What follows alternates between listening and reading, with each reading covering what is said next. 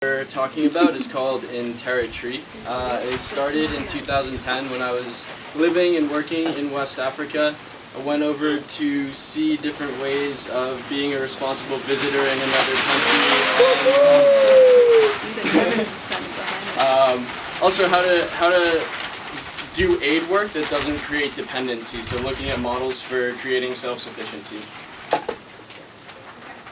So the project is located, this is in the southern region of Togo that is fairly mountainous and very beautiful.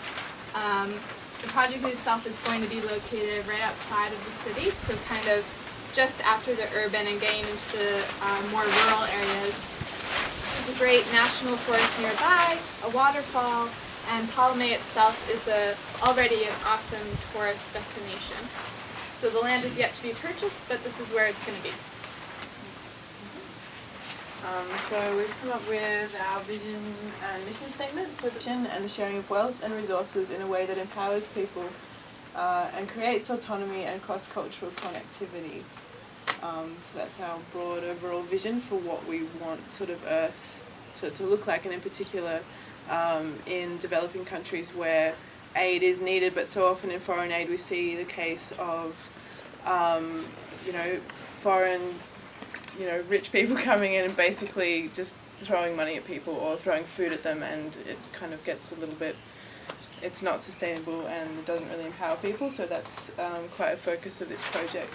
The mission to create a permaculture-based community space in Togo that empowers local people through the cultivation of education, right livelihood and cultural exchange. Now we have some goals for the first year. So the first on that list is obviously to actually get the land. And after that we are going to create a site-specific design. So already over there we have sort of a bubble map, but because we don't have an understanding of the land or the topography or anything like that, that would be second in our goals. And after that we want to remediate and replenish the soil and also the biodiversity of the land sort of where necessary. And after that we want to be building sort of basic infrastructure, getting water and power and kitchen and toilets and housing and internet, that kind of thing. And from that be able to have people living on site and have a functional and productive food garden that we can be feeding people that are living or working on site, and also potentially to be going out into the larger community as well. And along with those sort of on the ground things, we want to be able to sort of obtain grant funding, which is more of a ongoing kind of thing, but we will probably be needing more money. So part of that will come through scaling up Drums for Development, which is Nick's business already, so to create some more revenue from that. And within the first year we want to be able to run a permaculture design course or EDE on the site to bring in some revenue that way, and also to sponsor the, what's his name? Sego. To sponsor Sego, who's Nick's partner in Togo, to actually go and take an EDE, so that then he can bring back that kind of knowledge to the project. And by the fifth year we want to have the Ecovillage up and running, so the Ecovillage would just be a place where tourists can come and stay and learn about permaculture and drumming and the sort of cultural activities that will be run on site. Right, so you have a store where the local artists living on the site can sell their goods, and then a welcome center to introduce you to the larger site. An educational center that's kind of going to be the cornerstone of InTerraTree, so learning cultural skills, sustainability technologies, appropriate technologies, and then a kitchen and shared, communal kitchen and sitting area. Over here we have the space for residents, so kind of a more private space for them to live and raise their children and all that stuff. A workshop where they can make traditional crafts such as djembe drums or Batkin artwork, and also a musical studio to record their music that they're creating. Then over here we kind of have more of where the visitors and campers, as well as the people staying at the Eco Lodge, will be. They have their own swimming area, their own bathroom space, and that's kind of on that side. Scattered throughout is gardens, food forests, as well as alley crops and space for livestock, like maybe some small animals such as chickens. The site itself, the idea is to make it as sustainable as possible using appropriate technology. So using solar panels for what energy we do need, as well as growing most of our own food to support, this residential community, the Eco Lodge, and then as well the larger surrounding community, and really bridging and creating relationships with the surrounding community through food, through education. Cool. So, looking at what's already on the ground over there, when I was there in 2010, I was, like I said, looking for a way to improve the model of aid. And what I found was a man who had been running a social enterprise, linking. And with that money, they're investing it into doing work in schools, in clinics, and beginning to transition towards more sustainable agricultural practices. So I saw that model, and alleviation of poverty through the celebration of indigenous culture seemed like a really good way to do it, rather than some kind of resource extraction. It was actually based on creative expression of the people who live there. So I started Drums for Development, bringing their crafts from their store to the United States and selling it there, sending the money back for them to do further community development work that they saw as necessary as being a part of the community. A second piece of that we've started now is creating a record label where the musicians of Centre des Hommes are recording music, sending it to the US, and then I'm having music artists that I work with in the United States remix some of that music and creating a fusion of traditional African roots music and modern electronic, and we'll be moving more into bands on the next release. So those are funding sources that are already in place. The social enterprise on the ground with the storefront in the city of Palamé. They've already been running ecological and cultural immersion trips. The record label, we've raised $5,000 in funding for the land and the initial development and planting of food on site, which will be purchased by Sego, maintained by Sego, and the residents who will be living there are the members of Centre des Hommes. So this is actually a place for local people with external visitors as a secondary source of exchange of both knowledge and their stories and the cultural exchange that occurs, but in the context of being within someone else's home. Pursuing of grant funding is something that's going to be reviewed depending on how these enterprises continue to move forward. One of the objectives is to actually make a project that's really low cost but highly effective in the use of appropriate technology and sustainable design. So it's something that can be replicated and easily implemented by the local and indigenous communities surrounding our space. We hope to host our first on-site course in January of 2015. So getting some people on that initial piece of land after the artists have been living there for a little while and being able to begin some of the initial land development. And then continuing to do that over time. So again, it's the creation of income through visitation and education, both sustainable education and cultural education, are secondary to the self-sufficiency of the local people living on that piece of property together. Ben? So looking at in the training, so basically SWOT, it stands for strengths, weaknesses, opportunity, and threats. So going through and looking at the strengths of the project, obviously there's already an established relationship that Nick had with Sega and the community and the business, but this is a new project and it has a lot of potential. There's a lot of need in Togo. There's a lot of disparity between men and women. There's a lot to be said for obviously economic mobility and also cultural integration. And with that, there are some great opportunities, but there's also some weaknesses with that, because you're talking about a very broad span of cultural difference, right? And to find a way to really hold a community space that will function is a balance. And that's really one of the weaknesses, is that at the moment there's no defined organizational structure. And so there's potential structural conflict, which is like one of those kind of new terms, in that by not building in a structure to deal with, organization, you're kind of embedding potential conflicts. So it's almost kind of like you don't know what it's going to be, but it may be there.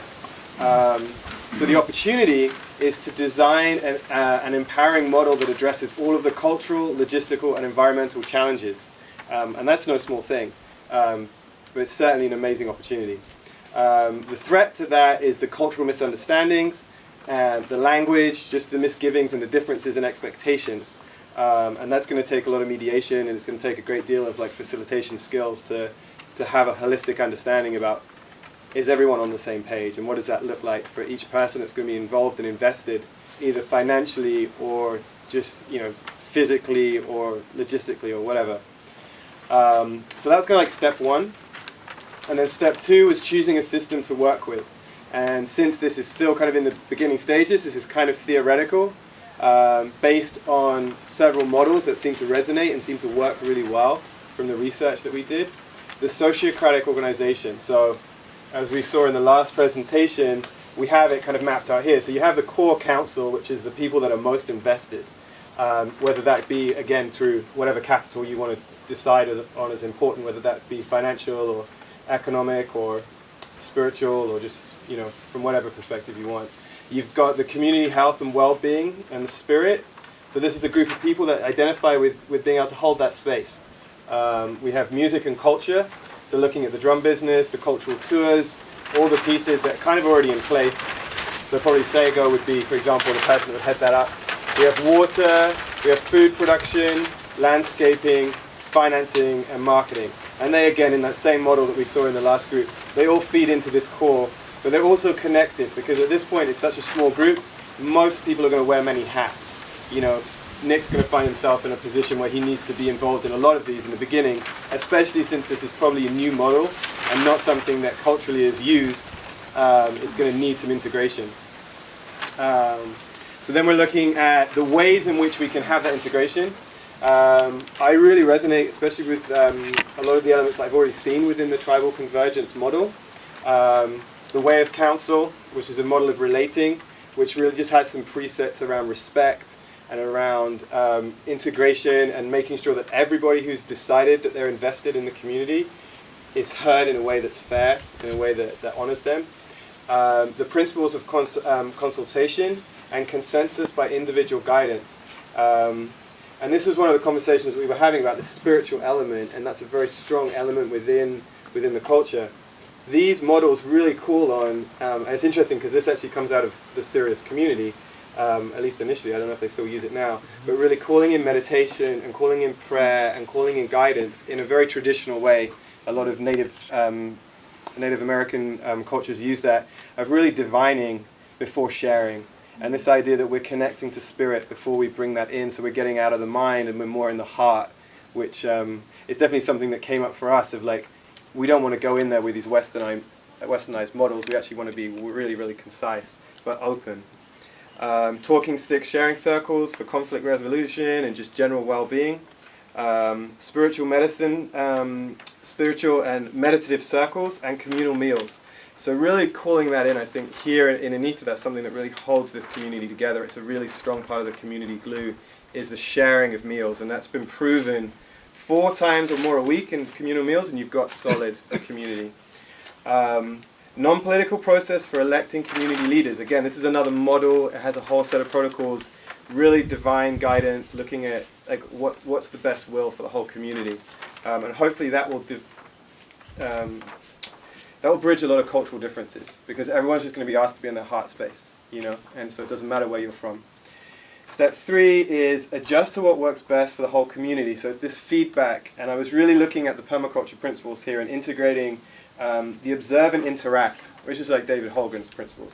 Observe and interact, so really observation of how are these systems working, where can we change them. Self-regulation and accept feedback, which is really important for us as an organization, for Nick as an individual and the organization in general. Is what's the feedback? Is this working? Is it not? Why isn't it working? What's going on? How can we keep everybody moving in a way that feels good? And then we've got long distance communication loops. We need to find a way for Nick to be involved in this community when he's away, and like how's that going to look? And then equity and profit share model, really looking at balancing the power and the structure of the community to find ways to meet everybody's needs. Yeah.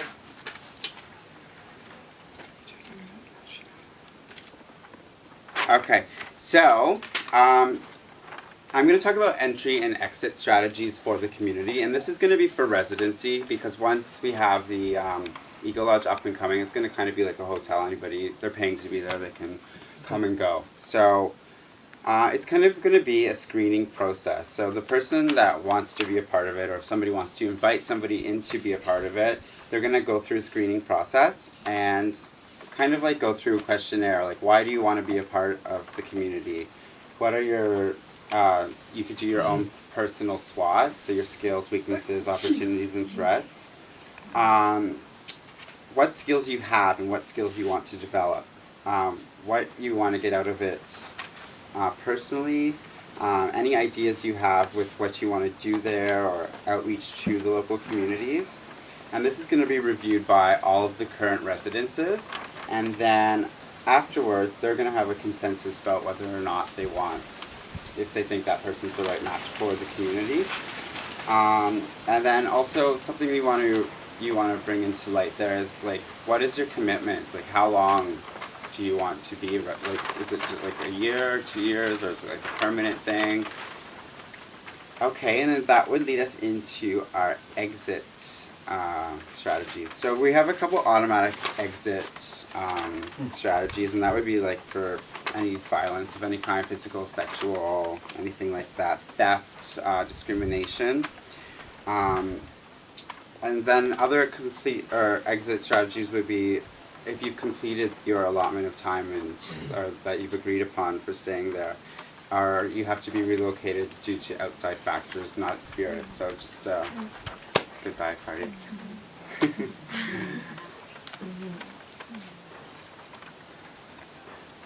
The community. But we are going to need people in US or outside of the community to be filling these positions here. So we need somebody for our volunteer outreach coordinator, somebody that can, you know, talk with people or outreach to people like in Europe or America or anywhere that we do see a lot of people expressing a want to come in. Marketing manager, we need to have somebody that's getting us out there, getting our name out there, branding and making sure it's done in the right way. And then we have sustainability educators. So we want the right people that we want to bring over to help educate people in the local community as well as people that are paying to come there to learn. And then Drums for Development. We need somebody in the States, well it's mostly set up in the States now, for marketing sales manager to make sure that, you know, again, it's to focus on that and make sure that it's being sold or like marketed to the right people and maximizing revenue in that sense.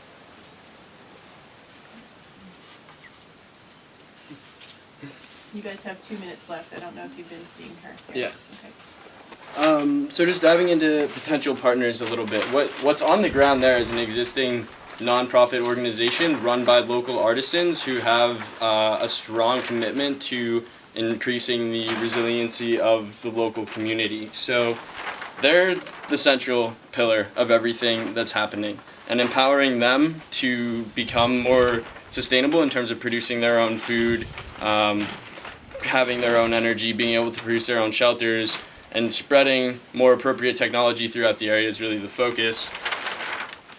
To have an eco-lodge on site is really to facilitate the process of these technologies being able to spread as far as possible. There is going to be an economic cost associated with that. So being able to bring people in for a culturally immersive experience and use that as an opportunity to empower further development of local resiliency is really the objective. So we'll be looking at Concordia and McGill in Montreal. Togo in the colonial language is French speaking. So in Montreal we have the ability to get people who speak English and French, which is really beneficial for helping with the flow of visitors and volunteers. We'll be looking at the 5 colleges of where I currently live in Western Massachusetts to bring in people from there as well. Looking at how some other social enterprises are working from Togo for the sake of collaboration on different distribution and importation channels and trying to reduce that impact as much as possible. So one big player in Togo right now is called the Lafia. It was started by a local guy and is doing fair trade, community empowerment, moringa and shea butter products. And so with our farm, we'll be able to produce commodity crops after meeting the dietary needs of the people who live there. Crocodile River Music is a friend of mine who has a record label for African musicians in the United States. So working with him to help market that music to a more to the music market that I'm most connected to, which is, you know, the I guess the best term for it is like kind of the modern festival world. How do we create that bridge between traditional African music and this modern music that my market is listening to? Looking at organizations like Empowerment Works, which David mentioned, they have a really interesting model for how to develop local resiliency while also creating an economic abundance and looking at how to channel that in appropriate ways towards building self-sufficiency. Valhalla is a media network that I work with where documenting this project and reaching a large audience for further support is going to make it much easier. That's how I ran the crowdfunding campaign, is through a platform that we've built, and that was really successful. The Global Ecovillage Network is on the ground in Africa. I've been able to connect Sego to a number of projects happening led by Africans through that. And Gaia Education has a large network of sustainability educators that I'm directly working with as well. They designed the Ecovillage Design Course. Looking for other sources of funding, I think grants are interesting in one way, but also finding people who would align with something that might not be having the biggest financial return, but something that would be empowering people in maybe a less like measurable or textbook way. I think a lot of the elements of this are kind of new. What's really nice is I've been working on creating a regional network in this area as well, so integrating sustainability education with that and kind of seeing more on community empowerment and education in ways beyond just hiring the local people, but actually helping them with appropriate technology. I have a friend who runs an Institute for Tropical Agriculture, so that's working with them to find a better financial model and make that more accessible as well. The Ghana Permaculture Institute, also led by a local person who's very knowledgeable in sustainability, really trying to bring in as many African educators as well, not just bringing a lot of Western faces in to teach them, but working with what knowledge is already there. And so the vision is to ultimately have a network that's bringing West Africa more online in a good way. There's a lot of people landing in Ghana to do business. It's one of the most quickly growing economic countries in West Africa, and there's a lot of potential there to kind of redirect that, especially working in Togo where there's a couple of other partner projects. One is already working with the national government. Sego is going in to try and change national policy in Togo with in the form of the Global Ecovillage Network of Togo, which they're building right now. So there's kind of this concept of there's a lot of things already happening here, a lot of resources coming in. This is kind of slowly getting on the map, but there's a potentiality to actually change national policy here, which could, you know, ripple back over to Ghana and create these nice linkages. Also for bringing people from the US or Canada into West Africa, it's kind of a big financial commitment, and similar to how people like to come down here and dance between different spaces, we could have an on-the-ground network here to provide a similar experience in a short amount of time, which we're also out of.